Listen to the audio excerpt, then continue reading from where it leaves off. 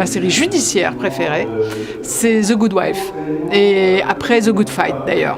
Une fois qu'ils ont terminé The Good Wife, les 7 saisons, ils ont attaqué The Good Fight. J'adore cette série. The Good Wife, si vous analysez bien, d'abord c'est un modèle d'écriture pour des scénaristes. Vraiment, c'est très très très très bien écrit.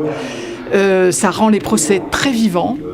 Et surtout, c'est en fait une série où on voit des hommes et des femmes, mais en fait, le moteur, c'est toujours les femmes dans les scènes. Et en fait, l'action avance quand les hommes sortent de la pièce et les femmes se parlent, les personnages féminins se parlent, et c'est elles qui font complètement avancer l'histoire. Je me laisse emporter, et si je me laisse pas emporter, j'arrête de regarder.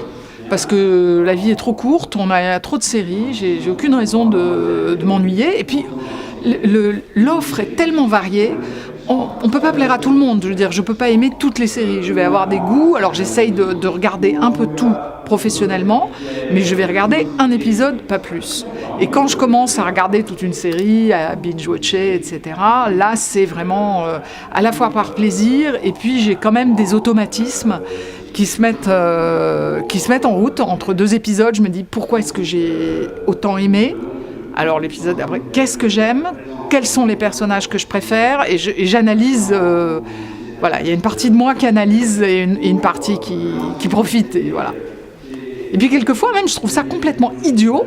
Et ça fait rien. Je suis captée en ce moment, par exemple, je suis captée par une série turque, à l'eau de rose. Et je sais pas pourquoi, j'adore. Voilà. Comment elle s'appelle ?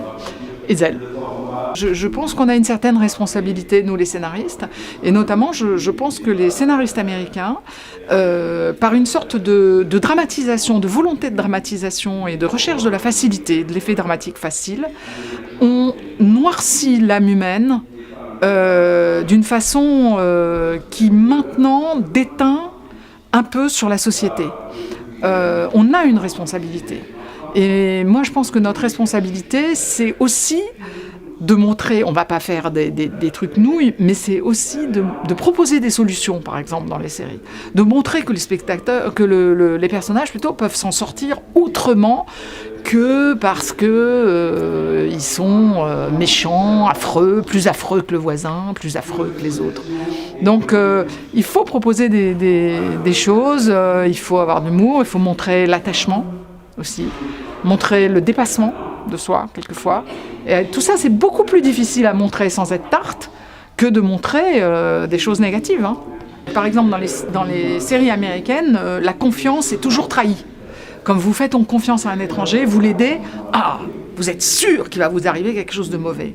Ben, pour moi, ça, c'est de la paranoïa, vraiment, je vois très bien à quoi ça peut mener.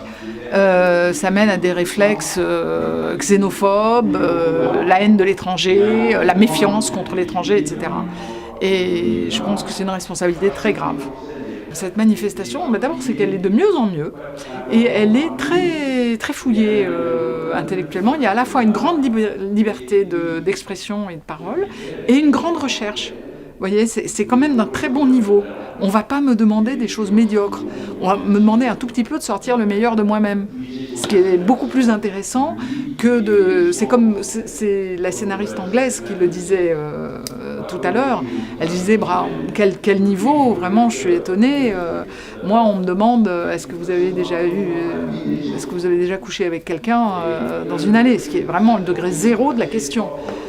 Ici, je sais qu'on ne posera jamais des questions de degré zéro. On ne peut pas s'ennuyer, quoi. Elle est sortie, oui, la série Insoupçonnable que je défendais, elle est sortie sur TF1 à la rentrée. Et ça a été un gros succès. Mais ça me faisait plaisir de la défendre, ça me faisait plaisir de rencontrer Daniel Zaguri, que je n'avais jamais rencontré.